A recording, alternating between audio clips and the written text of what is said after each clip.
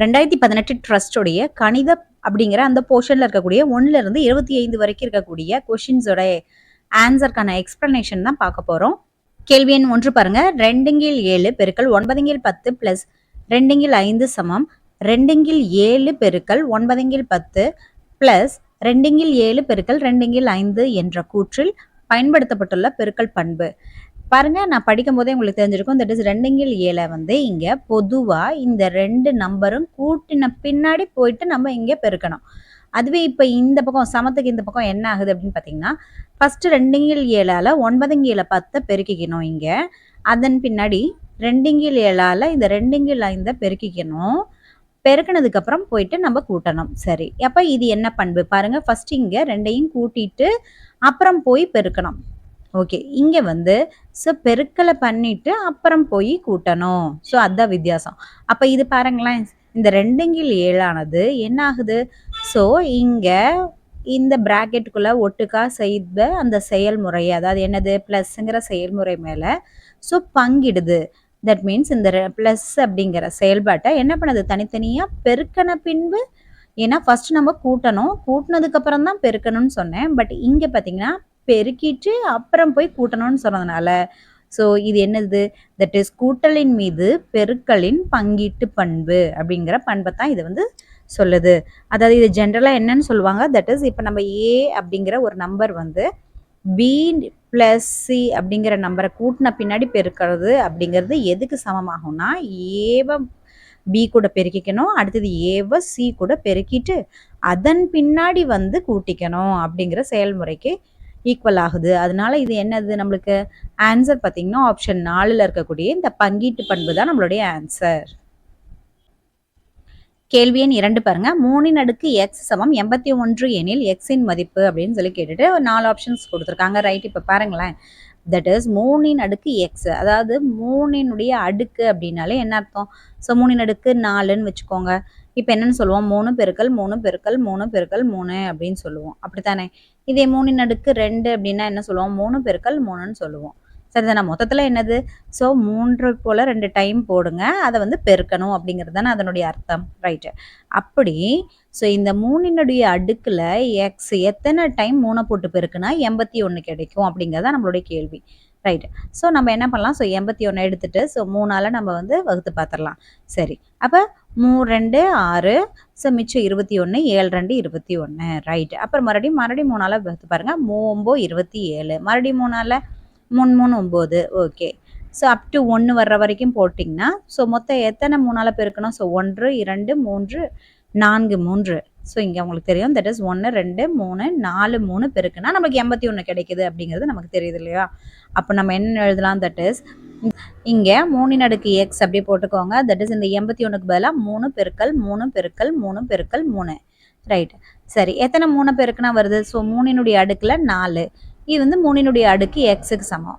அப்போ நல்லா பாருங்க. ஸோ தட் இஸ் இங்கே இருக்கக்கூடிய 3ங்கிற அடிமான 2 சமமாக இருக்குது. அப்போ அதனுடைய அடுக்குகளும் சமமாக தானே இருக்க முடியும், ஏன்னா இங்கே சமக்குறியீடு இருக்குல்லவா? அதனால் அப்போ எக்ஸினுடைய மதிப்பு என்னவா இருந்திருக்கணும்? 4ஆக இருந்திருக்கணும். அப்போ நம்மளுடைய ஆன்சர் என்னது? எக்ஸ் சமம் 4. இதுதான் நம்மளுடைய ஆன்சர். ஸோ இது எந்த ஆப்ஷன்? ஆப்ஷன் 3ல் இருக்கக்கூடிய 4 அப்படிங்கிறது தான் நம்மளுடைய விடையாக இருக்கிறது. கேள்வி எண் 3 பாருங்க. கீழ்கண்டவற்றில் எது முழு கன எண் அப்படின்னு சொல்லி கேட்டிருக்காங்க. ஸோ அதில் பார்த்தீங்கன்னா 125 36 75 100 இப்படி எல்லாம் கொடுத்துருக்காங்க. ஸோ நம்ம என்ன பண்ணலாம்? ஸோ ஒவ்வொன்றா எடுத்து ஒர்க் அவுட் பண்ணி பார்க்கலாம். ஓகே, 125 கடைசியில் எதில் முடியுது? 5ல் முடியுதா? அப்போ நம்ம ஸோ 3ஆல் ட்ரை பண்ணி பார்க்கலாமான்னு பார்க்கலாம். ஸோ 3ஆல் பாருங்கள். 3ஆல் 125 நீங்கள் வகுத்து பாருங்களேன். ஸோ 4 12 வந்துடும். ஆனால் 5ங்கிறது என்ன ஆகும்? ஸோ 1 3 3ன்னு போட்டு லாஸ்ட்டில் என்னன்னு கிடைக்கும்? ஸோ 2 இப்படி புள்ளி வச்ச நம்பராக தான் நம்ம மாற்றணும், அதாவது தசம எண்ணாக மாற்றணும். அப்போ இது வேண்டாம். Okay, right. அப்போ 125 3க்கு அப்புறம் இருக்கக்கூடியது என்ன? பகா எண் 5. அப்போ 5 வச்சு நம்ம ட்ரை பண்ணி பார்க்கலாம். ஓகே, 5 வச்சு பாருங்கள். That is I 2 10. ஸோ 10ல் இங்கே மிச்சம் 2 இருக்கும். அப்போ 25. I 5 25. ரைட்டு, போட்டாச்சு. மறுபடியும் என்னது? 5ஆல் தான் பண்ண முடியும். That is I 5 25. மறுபடியும் என்னது? ஸோ 5ஆல் போட்டிங்கன்னா ஸோ 1 5 5. ரைட். இப்போ பாருங்கள், கன எண் அப்படிங்கிறது என்ன சொல்லுவோம்? கணம்னா என்ன? ஸோ இப்போ ஒரு நம்பர் இருக்குன்னா அதனுடைய தலையில், அதாவது அடுக்கில் பார்த்தீங்கன்னா 3 இருக்கணும். ஓகே, இதுக்கு என்ன அர்த்தம்? ஏ பெருக்கல் ஏ பெருக்கல் ஏ தானே அர்த்தம். Okay right. இப்போ இங்கே என்ன கிடைக்குது? தட் இஸ் 125 நம்ம பார்த்தோமா? 125 எப்படி எழுதுனாங்க? தட் இஸ் 5 பெருக்கல் 5 பெருக்கல் 5ன்னு எழுதலாம். தட் இஸ் 5 கன எண்ணாக நம்ம எழுதிட்டோம் இல்லையா? அப்போ 125ங்கிறது ஒர்க் ஆகுது. ஸோ இப்போ நம்ம அடுத்தது 36 ட்ரை பண்ணி பார்க்கலாம். ஸோ 36 எடுத்துக்கோங்க. இப்போ ஃபஸ்ட்டு 2 ஏன்னா பகா எண்ணில் தான் நம்ம ஸ்டார்ட் பண்ணணும். ஸோ 2லேருந்து ஸ்டார்ட் பண்ணணும். ஸோ பகா எண் 2 போடுறீங்க. இப்போ ஓரன் 2 ஸோ மிச்சம் 16 கிடைக்குது. 16னா 8 2 16. ஓகே மறுபடியும் என்னது 2ஆல் எடுங்க. ஸோ 9 2 18. அடுத்தது பாருங்க 2ஆல் ஆகாது. அப்போ 3 எடுத்தீங்கன்னா 3 3 9. அப்போ மறுபடியும் 3 எடுத்தீங்கன்னா 1. இப்போ இது எப்படி கிடைக்குது பாருங்க? 2 பெருக்கல் 2 பெருக்கல் 3 பெருக்கல் 3. பாருங்க இது கன எண்ணா என்னது? 3 எண்களும் ஒரே போல இருக்கணும், பெருக்கப்பட்டிருக்கணும். பட் இங்க பாருங்க 2 நம்பரா தானே பெருக்கப்பட்டிருக்கு. அப்ப நிச்சயமா இது ஒரு முழு கன எண் அல்ல. நெக்ஸ்ட் இப்போ 75 ட்ரை பண்ணி பாருங்க. ஸோ 75 எடுத்துக்கோங்க. நீங்க அதில் வந்து ஃபஸ்ட்டு நம்ம என்னது 5 அப்படிங்கிற அந்த பகா எண்ணை யூஸ் பண்ணி பார்க்கலாம். சரி அப்போ 5 எடுக்கிறீங்க. அப்போ ஓரஞ்சு 5 அப்போ மிச்சம் 2 25 5 25. மறுபடியும் வந்து 5ஆல் பண்ணுங்களேன். ஸோ 3 5 அப்போ 3 போட்டிங்கன்னா ஓகே. இப்போ இது எப்படி எழுதுவீங்க? தட் இஸ் 5 பெருக்கல் 5 பெருக்கல் 3. அப்போ இது கன எண் அல்ல. ஏன்னா இங்கே பாருங்கள். ஸோ 5 5 இன்னொரு டைம் 5 வந்திருந்தா சொல்லலாம். இங்கே அப்படி இல்லை. அப்போ இதுவும் கிடையாது. ஓகே அடுத்தது 100. ஸோ 100ஐயும் நீங்கள் எடுத்து ட்ரை பண்ணி பாருங்கள். ஸோ 100க்கும் நீங்கள் 2ஆல் ஃபஸ்ட்டு பண்ணி பாருங்கள். ஸோ நான் இங்கே போடுறேன் பாருங்கள். 100 ஃபஸ்ட்டு 2ஆல் போடுங்க. ஸோ என்னது 2 10 0க்கு அப்படியே போட்டுக்கலாம். ரைட். அப்போ மறுபடியும் 2ஆல் பண்ணுங்கள். ஸோ 25 2 50 தெரியும் போட்டாச்சு. அதுக்கப்புறம் 2ஆல் வராது, 3ஆலையும் வராது. அப்போ 5ஆல் எடுக்கிறீங்க. 5 25. ஸோ மிச்சம் ஓகே 1. இப்போ இது எப்படி எழுதுவோம்? தட் இஸ் 2 பெருக்கல் 2 பெருக்கல் 5 பெருக்கல் 5. அப்போ இங்கேயும் பார்த்தீங்கன்னா 3 ஜெராக்ஸஸாக வரல. அப்போ இதுவும் கன எண் அல்ல, அதாவது முழு கன எண் அல்ல. ஸோ நம்ம ஆகவே நம்மளுடைய ஆன்சர் ஆப்ஷன் 1 125 தான் நம்மளுடைய விடை. கேள்வி எண் 4 பாருங்க. -x அடுக்கு 2 y அடுக்கு 3 என்ற உறுப்பின் அடுக்கு அப்படின்னு கேட்டிருக்காங்க. அடுக்குன்னா என்னது? இப்போ a அப்படின்றதுனா அதனுடைய தலைமையில 4 இருந்துச்சுன்னா இப்போ இதுதான் வந்து அடுக்குன்னு சொல்லுவோம். ஸோ 4ங்கிறது தான் இங்கே அடுக்கு. ஏனுடைய தலைமையில 4னா 4ங்கிறது அடுக்கு, இந்த ஏங்கிறது அடிமானம்னு சொல்லுவோம். ரைட். இப்போ இங்கே என்ன இருக்கு? எக்ஸ் ஒய்ன்னு இருக்கா? சரி அப்போ பாருங்க தட் இஸ் -x. அது மைனஸாக இருக்கட்டும் ப்ளஸ்ஸாக இருக்கட்டும், அது நமக்கு தேவையில்லாதது. ஸோ இப்போ அடுக்கில் என்ன இருக்குன்னு மட்டும் பாருங்க. ஸோ 2. இங்கே ஒய்னுடைய அடுக்கில் என்ன இருக்கு? 3. ஓகே. ஸோ இப்போ உறுப்பினுடைய அடுக்கு அப்படின்னு கேட்டாங்கன்னா ஸோ அந்த உறுப்பு இது ஃபுல்லாகவே சேர்த்து ஒரு உறுப்பாக தான் நம்ம எடுத்துக்கணும். அப்படி ஒரு உறுப்பாக எடுத்துக்கும் போது அதனுடைய அடுக்கு என்னன்னா 2 3. இது ரெண்டுமே என்ன பண்ணணும்? கூட்டி நம்ம இதுதான் அதனுடைய விடையாக போடணும். அப்போ நம்மளுடைய இதனுடைய ஆன்சர் என்னது? 2யும் 3யும் கூட்டிங்கன்னா என்ன கிடைக்கும்? நம்மளுக்கு 5 கிடைக்குமா? அப்போ ஆன்சர் நம்மளுக்கு ஆப்ஷன் 1ல இருக்கக்கூடிய 5. இதுதான் நம்மளுடைய ஆன்சர். கேள்வி எண் 5 என்ன கொடுத்துருக்காங்க பாருங்க. தட் இஸ் 0.54 பெருக்கல் 0.54 மைனஸ் 0.46 பெருக்கல் 0.46 சமம் என்ன அப்படின்னு சொல்லி கேள்வி கேட்டிருக்காங்க. ரைட். இந்த மாதிரியான கொஷின்ல நீங்க பாருங்க. இப்போ 0.54 பெருக்கல் 0.54னா இது அப்படியே டைரக்டா பெருக்கி போட்டு அதுக்கப்புறம் 0.46 பெருக்கல் 46 வந்து பெருக்கி அதுக்கப்புறம் வர ஆன்சரை வச்சு கழிச்செல்லாம் போட்டுட்டு இருந்தீங்கன்னா ரொம்ப டைம் எடுத்துக்கும். ஸோ அந்த மாதிரி பண்ணாமல் நாம் என்ன பண்ணலாம்? ஸோ இது இயற்கணித முற்றொருமையை யூஸ் பண்ணிக்கலாம். தட் இஸ் முற்றொருமை அப்படிங்கும்போது நல்லா பாருங்களேன். ஸோ ஏ பெருக்கல் ஏ மைனஸ் பி பெருக்கல் பி. ஏன் இப்படி எழுதுறேன்? ஏன்னா இங்கே ஏக்கு பதிலாக ஸோ 0.54 இருக்குன்னு வச்சுக்கோங்க. அடுத்தது பிக்கு பதிலாக என்னது? 0.46 இருக்குன்னு வச்சுக்கோங்களேன். ஏன்னா அப்படி தான் இங்கே இருக்க கேள்வியில். ஸோ ஏ பெருக்கல் ஏ பி பெருக்கல் பி அப்படிங்கிற மாதிரி நான் எடுத்துக்கிறேன். சரி இப்போ அதான் பாருங்கள். 0.54 பெருக்கல் 0.54 மைனஸ் 0.46 பெருக்கல் 0.46 தானே? ரைட். இதுக்கு என்ன ஃபார்முலா நம்ம எழுதுவோம்? தட் இஸ் இது பார்த்தீங்கன்னா ஏ ஸ்கொயர் மைனஸ் பி ஸ்கொயர்டா? ரைட் தானே? சரி அப்போ இது எப்படி எழுதலாம்? That is A minus B into A plus பின்னு எழுதலாம் அல்லவா? ஸோ அதுதான் நான் இங்கே பயன்படுத்த போகிறேன். ஸோ இந்த முற்றொருமையை பயன்படுத்தி தான் நம்ம இங்கே வந்து சொல்யூஷனே கண்டுபிடிக்க போகிறோம். ரைட். இப்போ இங்கே ஏக்கு பதிலாக என்ன இருக்குன்னு நம்ம சொல்லியிருக்கோம்? That is 0.54. ஸோ நான் இங்கே போடுறேன். That is A squared minus B squared அப்படிங்கிறது எதை கொடுக்குது? That is A minus B into A plus B எத்தனை தருது? இப்போ அது அப்படியே நம்ம எழுதலாம். ஓகே. ஸோ ஏக்கு பதிலாக 0.54 மைனஸ் பிக்கு பதிலாக 0.46. அதே போலவே so A plus B so 0.54 plus 0.46. Right. இப்போ என்ன பண்ணணும்? 54 46 கழிக்கணும். அவ்வளோதானே? சரி நான் இப்போ கழிக்கிறேன் பாருங்கள். தட் இஸ் 0.54லேருந்து 0.46 கழிங்க. ஸோ என்ன கிடைக்குது? ஸோ 14 6 போச்சுன்னா 8. அடுத்து 4 4 போச்சுன்னா 0. ஸோ 0.0. ஓகே. அப்போ இதுக்கு பதிலாக என்ன போடலாம்? ஸோ 0.08 8. அடுத்தது இப்போ அடுத்தது பாருங்க ரெண்டையும் கூட்டணும் அப்படிதானே 0.54 0.46 ரெண்டையுமே கூட்டுங்க. ஸோ 4 6 0 10 அப்போ 5 5 10 ஸோ 0 அடுத்தது மிச்சம் 1 அப்போ 1 ரைட்டு. அப்போ இதுக்கு பதிலாக நம்ம என்ன வருது தட் இஸ் இதுக்கு பதிலாக நமக்கு வந்து 1 அது 1.0ங்கிறதும் 1ங்கிறதும் 1 தான். இங்கே பார்த்தீங்கன்னா கிடைக்குது இல்லையா 1.0ங்கிறதும் 1ங்கிறதும் 1 தான். ஓகே இது ரெண்டையும் என்ன பண்ணணும் ஸோ பெருக்கணும். இங்கே பெருக்கினா என்ன கிடைக்கும் நம்மளுக்கு ஸோ 0.08. சரி இந்த மாதிரியான ஆன்சர் எங்கே இருக்குன்னு பாருங்க.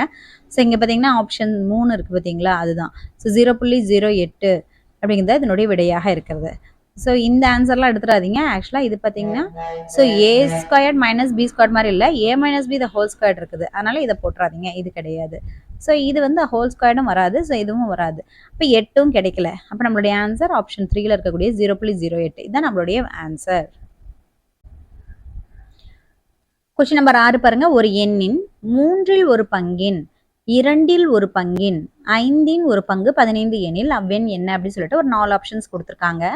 சரி இப்போ நம்ம என்ன கொஷின் படி ஒரு எண்ணின் அந்த ஒரு எண்ணுங்கிறது என்னன்னு தெரியாது, அதனால நான் அதை என்னன்னு எடுத்துக்கிறேன் எக்ஸ் அப்படின்னு எடுத்துக்கிறேன்னு வச்சுக்கோங்க. அப்போ எக்ஸின் 3ல் ஒரு பங்கின் அப்படிங்கிறாங்க. அப்போ 3ல் ஒரு பங்கு ரைட்டு.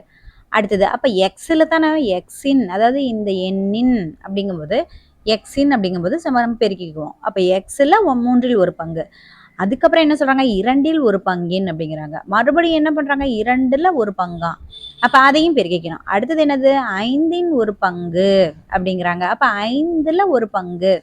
ஸோ அப்போ அது என்ன அப்படின்னா 15 அப்படின்னு அவங்க கொடுத்துறாங்க. அப்போ சமம் 15. சரி அப்போ நீங்கள் இப்போ போடுங்க. தட் இஸ் இதில் நமக்கு என்ன வேணும் எக்ஸ் என்னன்னு கண்டுபிடிச்சிட்டோன்னா அதுதானே அவ்வெண். எஸ் அப்போ அதை கண்டுபிடிக்கணும்னா நம்ம இங்கே இருக்கக்கூடிய வகுத்துல எல்லாம் என்ன ஆகுது அந்த பக்கம் போச்சுன்னா ஸோ பெருக்கலாம் மாறுது. Okay right. அப்போ என்ன பாருங்க தட் இஸ் எக்ஸ் இங்கே வச்சுக்கோங்க. ஸோ 15 பெருக்கல் 3 பெருக்கல் 2 பெருக்கல் 5 ரைட். இப்போ என்ன பண்ணலாம் ஸோ பெருக்கலாம். ஸோ பாருங்க 2ஐயும் 5ஐயும் பெருக்குங்க என்ன கிடைக்கும் ஸோ 10ன்னு கிடைக்கும். ஓகே 10ஐயும் 3ஐயும் பெருக்குங்க. ஸோ 10 3 30. ஓகே இப்போ 30ஐயும் அடுத்தது 15ஐயும் பெருக்குங்க. ஸோ நான் இங்கே போடுறேன் பாருங்க. ஸோ 30 பெருக்கல் 15 ரைட் 0 5 3 15 ஒரு 0 0 ஒரு 3 3. அப்போ என்ன கிடைக்குது நமக்கு 450. அப்போ நம்மளுடைய ஆன்சர் ஆப்ஷன் 4ல் இருக்கக்கூடிய 450 இதுதான் நம்மளுடைய விடை. கேள்வி எண் 7 பாருங்க. சுவாதி ஒரு நாளுக்கு 4 மணி நேரம் வேலை செய்து 5 சேலைகளுக்கு 18 நாட்களில் எம்ப்ராய்டரி வேலை செய்து முடிப்பார். அவர் 10 சேலைகள் எம்ப்ராய்டரி செய்வதற்கு நாள்தோறும் 6 மணி நேரம் வேலை செய்வதால் எத்தனை நாட்களில் வேலை செய்து முடிப்பார் அப்படின்னு சொல்லிட்டு ஒரு 4 ஆப்ஷன் வந்து கொடுத்துருக்காங்க. எத்தனை நாட்கள்ல அவங்க சீக்கிரம் முடிச்சு கொடுப்பாங்க அப்படின்ட்டு ரைட். அப்போ இங்கே என்னென்னலாம் இன்ஃபர்மேஷன் கொடுத்துருக்காங்க. சுவாதி ஒரு நாளுக்கு 4 மணி நேரம். அப்போ எத்தனை மணி நேரம் ஸோ மணி அப்படின்னு போட்டுக்கிறேன். ஸோ எவ்வளோ ஸோ 4 மணி நேரம் ரைட்டு. ஸோ எத்தனை சேலைகளுக்கு ஸோ 5 சேலைகளுக்கு. அடுத்த கான்செப்ட் சேலை தானே. அப்போ சேலை வந்து என்னன்னா 5. நெக்ஸ்ட் எத்தனை நாட்கள் நாட்கள்ங்கிற கான்செப்ட்ல எவ்வளோ வருது 18. ஸோ இப்போ நாட்கள் அப்படின்னு சொல்லிட்டு நான் போட்டுக்கிறேன். சரி நாட்கள் வந்து எவ்வளவு 18 போட்டாச்சு ரைட். இப்போ அடுத்த இன்ஃபர்மேஷன் அவங்க என்ன தந்திருக்காங்க தட் இஸ் அவர் 10 சேலைகள் அப்படிங்கிறாங்க. அப்போ சேலை பார்த்தீங்கன்னா 10 அதிகமாகுது ரைட்டு. அப்படி எம்ப்ராய்டரி செய்வதற்கு நாள்தோறும் 6 மணி நேரம் வேலை செய்கிறாங்களாம். அப்போ 6 மணி நேரம்னு வச்சுக்கோங்க. அப்போ எத்தனை நாட்களில் முடிப்பார் அதாவது எத்தனை நாட்கள் அப்படிங்கும்போது இதுதான் நம்மளுக்கு தெரியாது. அப்போ தான் நம்ம எக்ஸ்ன்னு வச்சுக்கலாம் ரைட்டு. அப்போ பாருங்க ஸோ நம்ம இப்போ ஒவ்வொரு இன்ஃபர்மேஷனாக நம்ம வந்து தனித்தனியாக கம்பேர் பண்ணலாம். சரி ரைட். இப்போ நம்மளுக்கு என்ன வேணும் எக்ஸுங்கிறது என்னன்னு வேணும் ரைட்டு. இப்போ பாருங்க ஃபர்ஸ்ட் நம்ம இந்த மணியையும் இந்த நாட்களையும் ஏன்னா நம்மளுக்கு எக்ஸ் வேணும். அப்போ நம்ம ஒவ்வொன்றா கம்பேர் பண்ணணும். ஃபர்ஸ்ட் வந்து இந்த மணியையும் நாட்களையும் கம்பேர் பண்ணலாம். மணி நேரம்னு வச்சுக்கோங்க. அடுத்து சேலையும் நாட்களையும் கம்பேர் பண்ணலாம். ஃபர்ஸ்ட் நான் மணியையும் நாட்களையும் கம்பேர் பண்ணுறேன் ரைட். இப்போ பாருங்க என்ன கிடைக்குது தட் இஸ் நம்ம ஃபர்ஸ்ட் 4 மணி நேரத்துலேருந்து என்னது 6 மணி நேரமாக அதிகரிக்கிறோம். சரி அப்போ அதிகரிக்கும் பொழுது அப்போ நாட்கள் ஆட்டோமேட்டிக்காக குறையும். ஏன்னா நம்ம தான் டைம் அதிகப்படுத்துகிறோம். அதிகமாக ஒர்க் பண்ணும்போது நம்மளுக்கு சீக்கிரமாக முடிச்சிருவோம். அப்போ நாட்கள் வந்து குறையுது. அப்போ இது என்னது எதிர்மாறல். எதிர்மாறல் அப்படிங்கும்போது ஸோ இருக்கக்கூடிய அதை அப்படியே நீங்கள் 4/6 அப்படியே நீங்கள் போட்டுக்கோங்க. தட் இஸ் எக்ஸ் சமம் 4/6ன்னு போட்டுக்கோங்க ரைட்டு பெருக்கல். அடுத்தது பாருங்க அடுத்த கான்செப்ட் என்னது தட் இஸ் சேலையா 5 சேலையிலிருந்து 10 சேலையாக உயருது. ஆமாம் நான் இப்போ 5 சேலை எம்ப்ராய்டரி போடணும்னு நினைக்கும் போது 10 சேலையாக அது இருக்கும்போது அதிகப்படுத்துது. அப்போ ஆட்டோமேட்டிக்காக நாட்களும் என்ன ஆகும் அதிகரிக்க தான் செய்யும். அப்போ இது நேர்மாறல். ஓகே நேர்மாறல் அப்படிங்கும்போது நம்ம என்ன பண்ணணும் ஸோ இங்கே இருக்கிறத தலைகீழியாக எழுதிக்கலாம். அப்போ 10/5 அப்படின்னு சொல்லி போட்டுக்கோங்க ரைட்டு. இப்போ அந்த நாட்கள் இருக்கிறத அப்படி நீங்கள் போட்டுக்கோங்க. தட் இஸ் 18ங்கிறது அப்படி போட்டுக்கோங்க. ரைட். இப்போ நம்ம அடிச்சு போட்டு பார்க்கலாமா? சரி. பாருங்க 6. ஸோ 6 3 18. ரைட். அடுத்தது பாருங்க 1 5 2 5 10. ஓகே. இப்போ பெருக்குங்க. That is X equal to 4 பெருக்கல் 2 பெருக்கல் 3. அப்போ பாருங்க 4 2 8 8 3 24. அப்போ நம்மளுடைய ஆன்சர் 24 நாட்கள். ஸோ நம்மளுடைய ஆன்சர் ஆப்ஷன் 1ல இருக்கக்கூடிய 24 நாட்கள் தான் நம்மளுடைய விடை. கேள்வி எண் 8. ஒரு வீட்டின் விலை ரூபாய் 15 லட்சம் அதிலிருந்து 12 லட்சமாக குறைந்தது எனில் குறைந்த சதவீதம் என்ன அப்படின்னு சொல்லி கொஸ்டின் கேட்டிருக்காங்க. 4 ஆப்ஷன் கொடுத்துட்டாங்க. ரைட்டு. இப்போ என்னன்னா ஸோ 15 லட்சங்கிறது இப்போ நம்ம அந்த வீடை வாங்குறோம். வாங்கினதுக்கப்புறம் 12 லட்சத்துக்கு தான் நம்ம வந்து விற்கிறோம் அப்படின்னா நிச்சயமா அது என்னது? ஸோ நம்மளுக்கு நட்டம் ஏற்படுது. ஸோ நான் தான் இங்கே எழுதுறேன் பாருங்க. தட் இஸ் இங்கே வந்து இது வாங்கிய விலை அல்லது அடக்க விலைன்னு சொல்லுவோம். அதே வந்து 12 லட்சங்கிறது தட் இஸ் விற்பனை விலை அப்படின்போம். ரைட். இப்போ நம்ம ஸோ நட்டம் எப்படி கால்குலேட் பண்ணுவோம்? தட் இஸ் நம்ம அதிகமாக வாங்கினோம், 15 லட்ச ரூபாய்க்கு வாங்கியிருக்கோம். தட் இஸ் அடக்க விலை அல்லது வாங்கிய விலைன்னு சொல்லுவோம் இல்லையா? அதில் வந்து என்ன பண்ணணும்? தட் இஸ் மைனஸ் கேள்வி எண் 8 பாருங்க. ஒரு வீட்டின் விலை ரூபாய் 15 லட்சத்திலிருந்து ரூபாய் 12 லட்சமாக குறைந்தது எனில் குறைந்த சதவீதம் என்ன அப்படின்னு சொல்லி கேட்குறாங்க. இதில் வந்து 4 ஆப்ஷன்ஸ் கொடுத்துட்டாங்க. ரைட். இப்போ நம்மளுக்கு என்னன்னு தெரியும்? இந்த மாதிரி இருந்துச்சுன்னா ஃபர்ஸ்ட் நம்மள அந்த வீட்டை நம்ம எவ்வளோ ரூபாய்க்கு வாங்கியிருப்போம், தட் இஸ் அதை வந்து அடக்க விலைன்னு சொல்லுவோமா? ஓகே. அடக்க விலை அல்லது வாங்கிய விலை என்னது? ஸோ 15 லட்சம் போட்டுக்கோங்க. அடுத்தது என்னது? தட் இஸ் விற்பனை விலை தானே. விற்பனை விலை என்னது? தட் இஸ் 12 லட்சமா? சரி, அது ரெண்டையும் போட்டுக்கோங்க. ரைட். இப்போ என்னது நம்மளுக்கு? இப்போ ஆக்சுவலாக நம்ம என்ன பண்ணியிருக்கோம்? ஸோ 15 லட்ச ரூபாய்க்கு வாங்கினது 12 லட்சமா நம்ம வந்து கம்மியாயிட்டு விற்றுருக்கோம். அப்போ வந்து நம்மளுக்கு என்னது? நட்டம் தான் ஏற்பட்டுருக்கு. அப்போ நம்ம ரெண்டையுமே கழிச்சோன்னா நமக்கு நட்டம் தானே வரும். எஸ். அப்போ வந்து நட்டம்ங்கிறது என்ன? ஸோ அப்போ 15லேருந்து ஸோ 12 லட்சத்தை கழிங்க. என்ன கிடைக்கும்? ஸோ 3 லட்சம். ஓகே. ஸோ 3 லட்சங்கிறது நம்மளுடைய நட்ட ரூபாய். எவ்வளோ நஷ்டம் ஆயிருக்கு அப்படிங்கிற அந்த ரூபாய். ரைட். அதுக்கப்புறம் என்ன பண்ணுறோம்? நம்மளுக்கு குறைந்த சதவீதம்னு சொல்லி கேட்டிருக்காங்க. ஓகே. ஸோ இதே நம்ம வந்து 12 லட்சத்துக்கு வாங்கி 15 லட்சத்துக்கு விற்றுருந்தா லாப சதவீதம் கிடைச்சிருக்கும். பட் இங்கே வந்து நட்டம் இருக்கிறதுனால ஸோ நட்ட சதவீதம். ஸோ நட்ட சதவீதம் எப்படி நீங்கள் கண்டுபிடிப்போம்? தட் இஸ் நட்ட சதவீதம் அப்படிங்கிறது என்னது? ஸோ நட்டம் வந்து எவ்வளோ ரூபாயோ அதில் நம்ம என்னது? எப்போவுமே அடக்க விலைக்கு தான் நம்ம கால்குலேட் பண்ணுவோம். ஈவன் நம்மளுக்கு லாப சதவீதமாக இருந்தாலும் அதை நம்ம அடக்க விலையில தான் கால்குலேட் பண்ணுவோம். ஸோ பெருக்கல் 100ன்னு போடுவோம். தட் இஸ் ஈக்குவல் டு என்னது? நட்டம் எவ்வளோ? ஸோ 3 லட்சமா? சரி. அப்போ 3 லட்சம் போட்டுக்கோங்க. ரைட்டு. அதன் பின்ன என்னது? 100 போட்டுக்கோங்க. அதன் பின்ன டிவைட் பை அடக்க விலை எவ்வளோ? தட் இஸ் 15 லட்சமா? சரி. அப்போ அதை போட்டுக்கோங்க. இப்போ நம்ம என்ன பண்ணலாம்? ஸோ எல்லாத்தையும் கேன்சல் பண்ணலாம். கேன்சல் பண்ணோம்னா நமக்கு ஆன்சர் கிடைச்சிரும். ரைட். இப்போ பாருங்க. ஸோ இந்த ஜீரோக்கு இந்த ஜீரோ போச்சு, இந்த ஜீரோக்கு ஜீரோ, ஜீரோக்கு ஜீரோ. ஓகே. அதே போல் இந்த ஜீரோக்கு இந்த ஜீரோ போச்சு, அடுத்தது இந்த ஜீரோக்கும் இந்த ஜீரோ போயிடுச்சு. அப்புறம் இது பார்த்தீங்கன்னா 1 3 3. ஸோ இப்போ இங்கே பார்த்தீங்கன்னா 5 15. ரைட். இப்போ 5க்கும் இந்த 100க்கும் பாருங்கள். ஸோ 1 5 5. ஸோ 25 100 தானே. அப்போ நம்மளுக்கு என்ன கிடைக்குது? தட் இஸ் 20% தான் நம்மளுக்கு என்ன ஆச்சு? ஸோ குறைந்த சதவீதமாக, அதான் நட்ட சதவீதமாக இருக்குது. நம்மளுடைய ஆன்சர் ஆப்ஷன் 1ல இருக்கக்கூடிய 20%. இதுதான் நம்மளுடைய விடை. கேள்வி எண் 9. ஒரு குழாய் காலியாக உள்ள தொட்டியை 15 நிமிடங்களில் நிரப்பும். மற்றொரு குழாய் நீர் நிரம்பியுள்ள அத்தொட்டியை 20 நிமிடங்களில் காலி செய்யும். ஆரம்பத்தில் தொட்டி காலியாக இருந்தது. இரு குழாய்களும் ஒரே நேரத்தில் திறந்து விடப்பட்டால் அத்தொட்டி நிரம்ப ஆகும் நேரம் என்ன அப்படின்னு சொல்லிட்டு தான் கேட்குறாங்க. ரைட். இப்போ பாருங்க. ஃபர்ஸ்ட் என்ன சொல்லியிருக்காங்க? தட் இஸ் 15 நிமிடங்கள்ல வந்து ஒரு தொட்டியை வந்து அந்த குழாய் நிரப்பும் அப்படிங்கிறாங்க. அப்போ அந்த ஒரு வேலையை எத்தனை 15 நிமிடங்கள்ல அந்த ஒரு வேலையை வந்து என்ன பண்ணும்? ஸோ தட் மீன்ஸ் தொட்டியை வந்து நிரப்பும். அதை வந்து நம்ம இப்படி எழுதலாம். ரைட். அதே போல் பார்த்தீங்கன்னா அதே இன்னொரு குழாய் கீழே, அதாவது தொட்டிக்கு கீழே இருக்கக்கூடிய குழாய் வழியாக என்னது?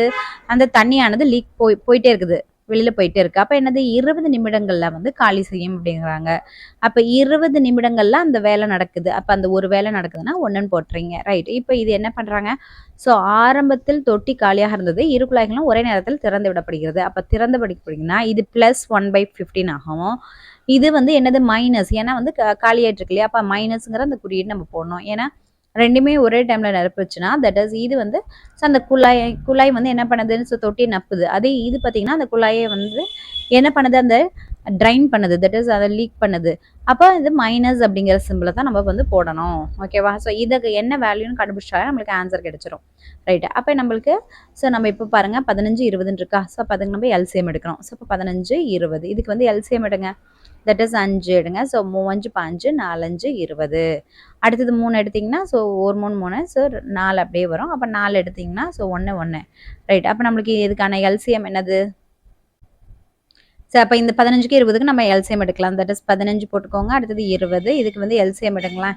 ஸோ இப்போ நம்ம ஃபஸ்ட்டு ஸோ ரெண்டுமே 5ஆம் வாய்ப்பாடில் வரும். அப்போ 5 போட்டுக்கிட்டாச்சு. So 5 15 so 5 20. மறுபடியும் இப்போ என்ன வந்து 3ஆவது வாய்ப்பாடு எடுக்கிறோம். 3ஆவது வாய்ப்பாடு எடுத்திங்கன்னா 1 3 3 ஸோ 4 அப்படியே வரும். அப்போ மிச்சம் இருக்கிறது 4 தான். அப்போ 4ஆவது வாய்ப்பாடு. ஸோ அப்போ 1 1 அப்புறம் 1 போட்டாச்சு. அப்போ நம்மளுக்கு இதுக்கான எல்சிஎம் அதாவது மீசியமாக என்னது? 5 பெருக்கல் 3 பெருக்கல் 4. சரி 5 20 20 3 60. அப்போ 60 போட்டாச்சு. Okay right. அப்போ நம்மளுக்கு என்னது? ஸோ இங்கே வந்து எதால் பெருக்குனா 60 வரும்? தட் இஸ் இப்போ இங்கே 5 15 இருக்குது. அப்போ 4ஆல் பெருக்குனா தானே. அப்போ இங்கே 4ஆல் பெருக்குனிங்கன்னா இங்கேயும் 4ஆல் தானே பெருக்கணும். ஓகே. அப்போ நான் இப்போ பொதுவான வகுத்தல் போட்டுக்கிறேன். ஸோ நம்மளுக்கு எல்சிஎம் 60 போட்டுக்கிட்டேன்.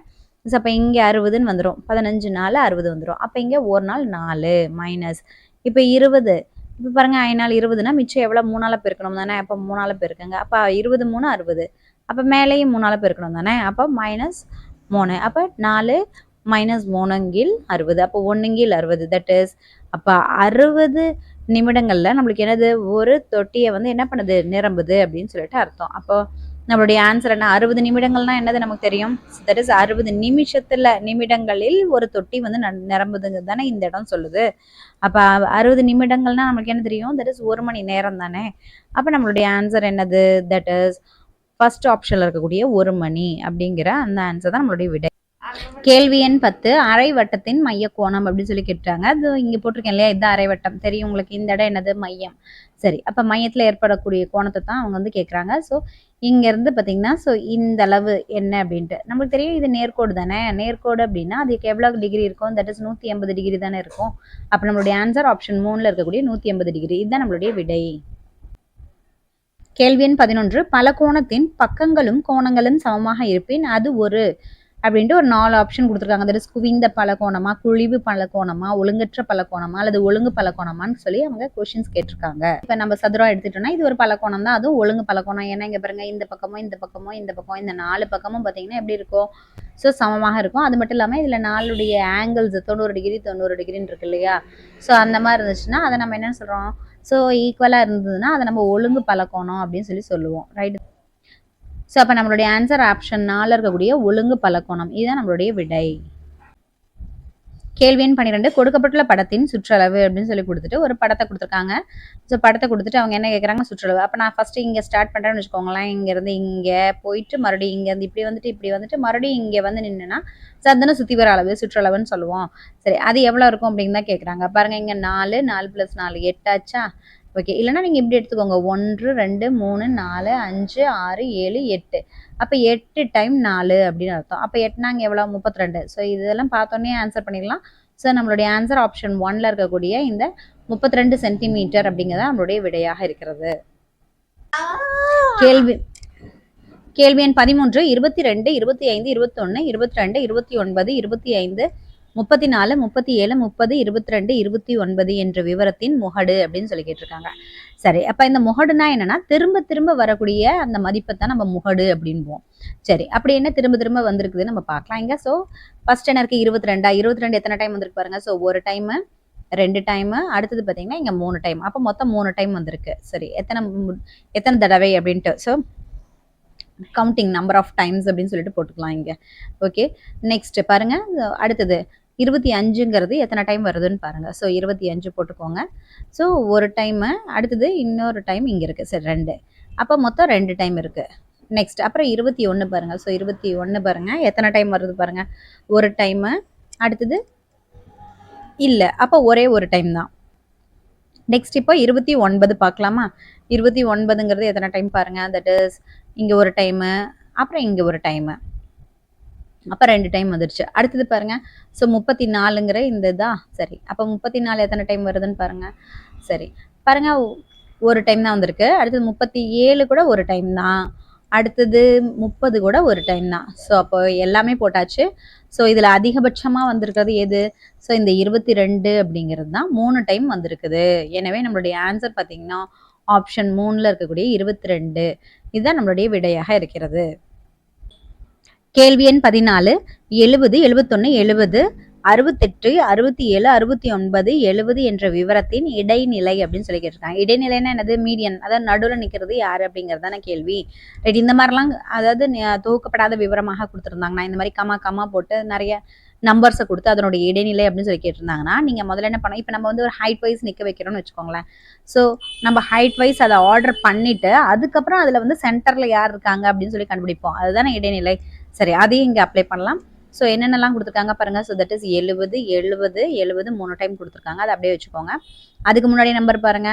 ஸோ 71க்கு முன்னாடியும் இருக்குது பாருங்க. 68க்கு முன்னாடி 67 இருக்கு. அப்போ 67 தானே ஃபர்ஸ்ட் ஸ்டார்டிங் நம்பர்.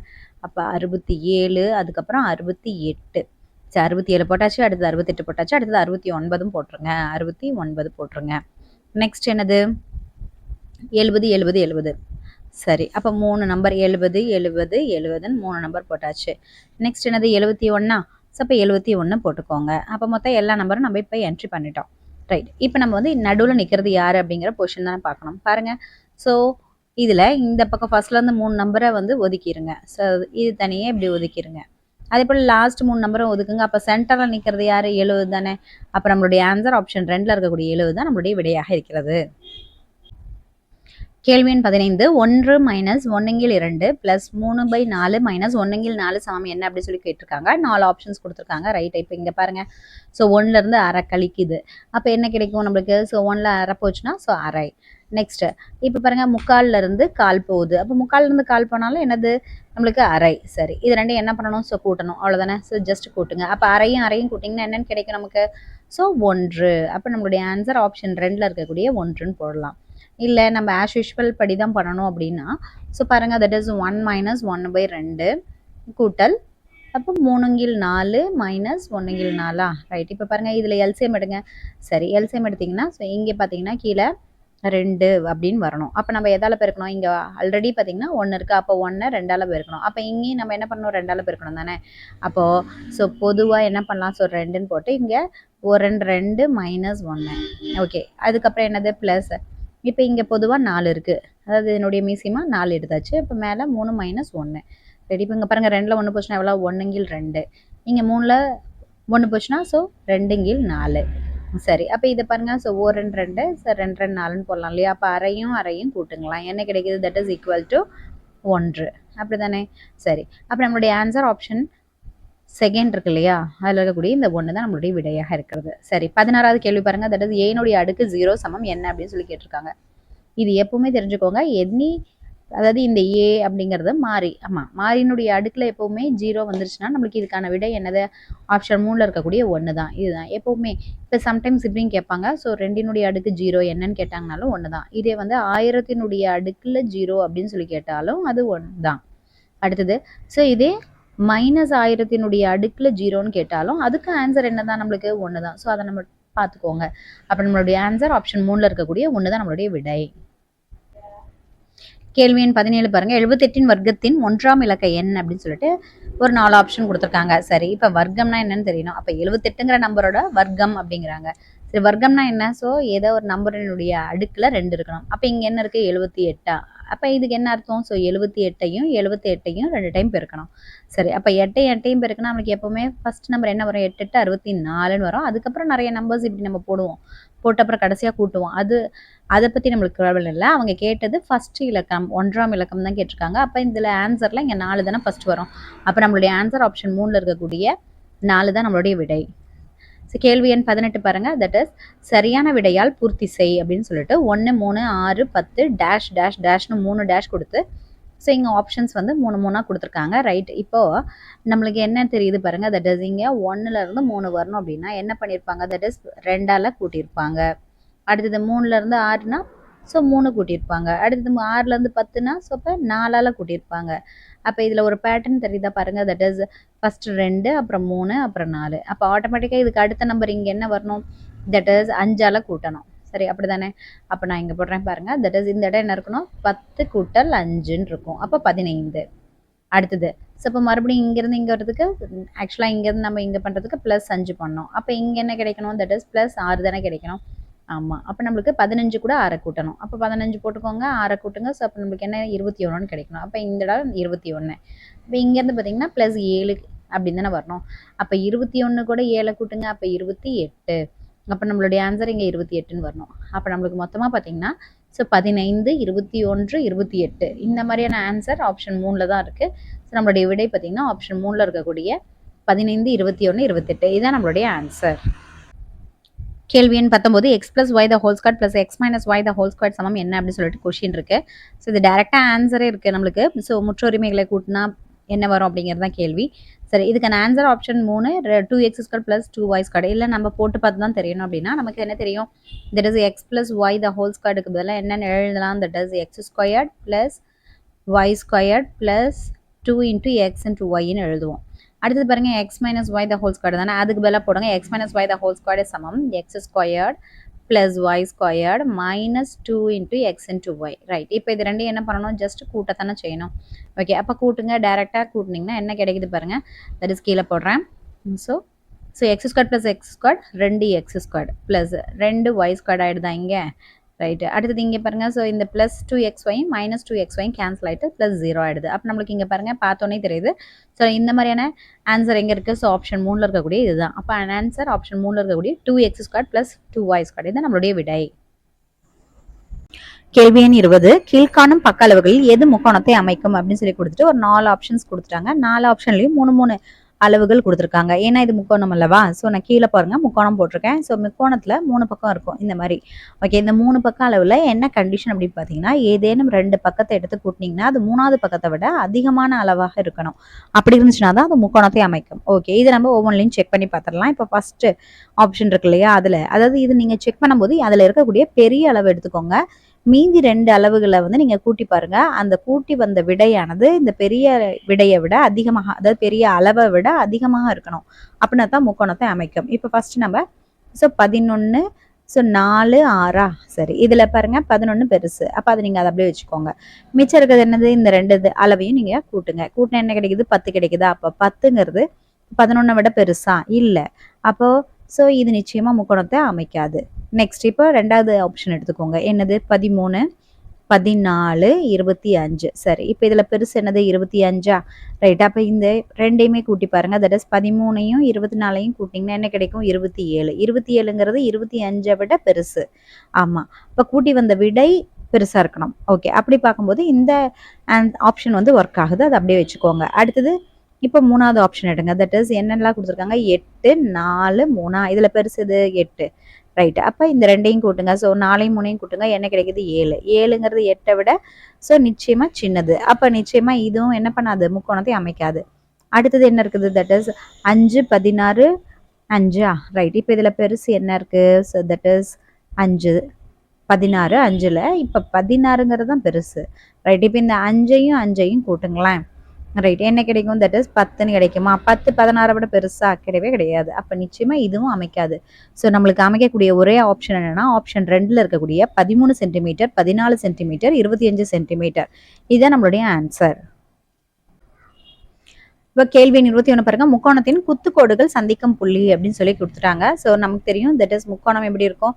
ஸோ இதுதான் முக்கோணம். ஓகே, அந்த முக்கோணத்தினுடைய குத்துக்கோடுகள் அப்படிங்கிறாங்க. சரி, குத்துக்கோடுகள்னா என்னன்னா, ஸோ ஆப்போசிட், அதாவது எதிர்பக்கம் இருக்கக்கூடிய உச்சி புள்ளியிலிருந்து ஸோ அதனுடைய அடிப்பக்கத்துக்கு வரையக்கூடிய 90 டிகிரியில் வரையக்கூடிய ஒரு கோடு தான் வந்து குத்துக்கோடு. ஸோ அப்போ இந்த உச்சி புள்ளி, அதாவது இப்போ ஏங்கிற உச்சி புள்ளியிலேருந்து இப்போ இந்த பிசின்னு வச்சுக்கோங்களேன், இதுக்கு வரையக்கூடிய குத்துக்கோடு இதுதான். அப்போ இது இப்படி இருக்கணும். Okay, right. அதே போல தான் இப்போ ஏசி அப்படிங்கிற இந்த பக்கத்துக்கு ஸோ ஆப்போசிட்டில் இருக்கக்கூடிய உச்சி புள்ளி பி. அப்போ பியிலேருந்து இங்கே ஒரு 90 டிகிரியில் இப்படி ஒரு கோடு போடுறீங்க. அதே போல் பார்த்தீங்கன்னா ஸோ சிங்கிற புள்ளியிலேருந்து எனது ஏபிக்கு வரையக்கூடிய அந்த குத்துக்கோடு பார்த்தீங்கன்னா ஸோ இப்படி வெட்டிட்டு போகும். ஓகேவா, சரி, இப்படி வெட்டி போகும். இப்போ அவங்க என்ன கேட்குறாங்க, இந்த 3மே சந்திக்கின்ற இந்த புள்ளி என்னன்னு சொல்லி கேட்குறாங்க.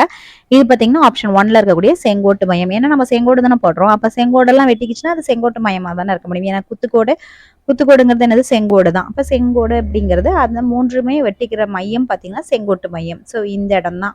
ஓகே, அப்போ நம்மளுடைய ஆன்சர் ஆப்ஷன் 1ல் இருக்கக்கூடிய செங்கோட்டு மையம் இதுதான் நம்மளுடைய விடை.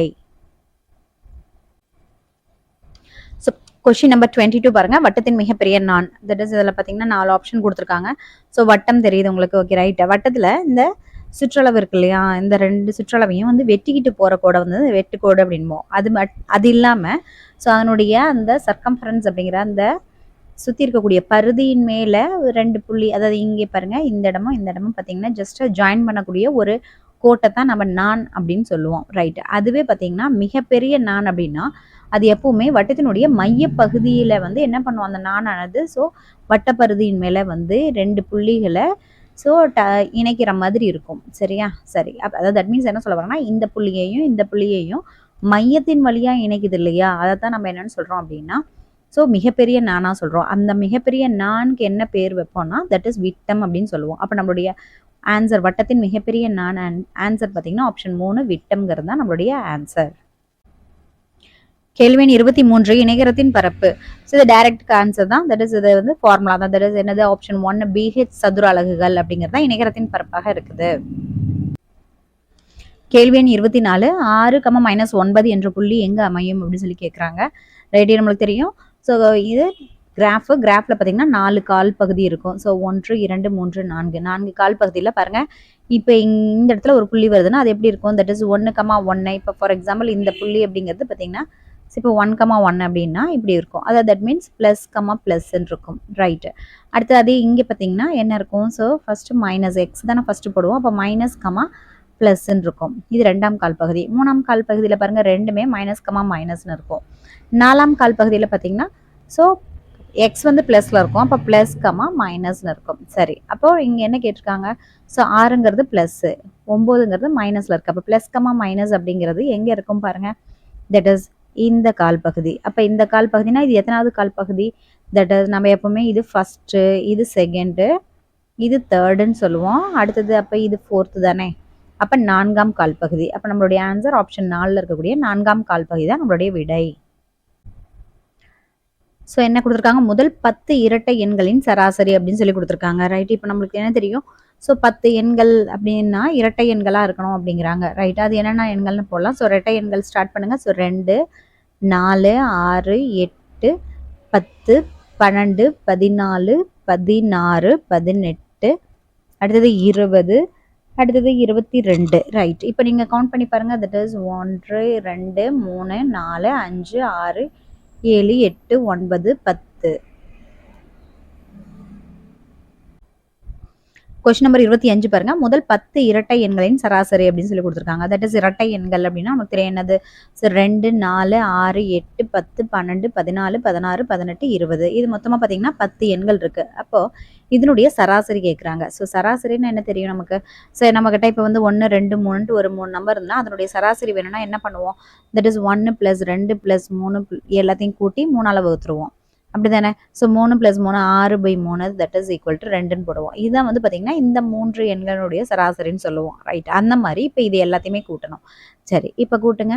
That is 2 + 4 6, 6, 6, 12, 12, 6, 18, 18, 2, 20, 24, 26, 24, 6, 30, 38. அப்போ இதை கூட்டுங்க. தட் இஸ் 2 + 4 6, 6, 6, 12, 12, 8, 20, 22, 26, 32, 32, 8, 40 ஆயிடுது. அப்போ இங்கே 40க்கு 0, மிச்சம் 4 வந்துடுது. ஓகே. 4க்கு அப்புறம் ஸோ என்ன 5, 6, 7, 8, 9, 9, 2, 11. அப்போ 110 வருது. அப்போ இது எல்லாத்தையுமே கூட்டினா நமக்கு என்ன கிடைக்குது, 110ன்னு கிடைக்குதா. ரைட். அப்போ 110 மொத்தம் எத்தனை எண்கள் இருக்குது, ஸோ 10 எண்கள் தானே இருக்குது. அப்போ 10ஆல் வகுத்துருங்க. அப்போ இந்த 0க்கு 0 போச்சுன்னா so 11/1 that is equal to 11. அப்போ நம்மளுடைய ஆன்சர் என்னது, தட் இஸ் 11 அப்படிங்கிறது. இது ஆப்ஷன் 1ல் இருக்கக்கூடிய 11 தான் நம்மளுடைய விடை. இதுதான் நம்மளுடைய சொல்யூஷன்.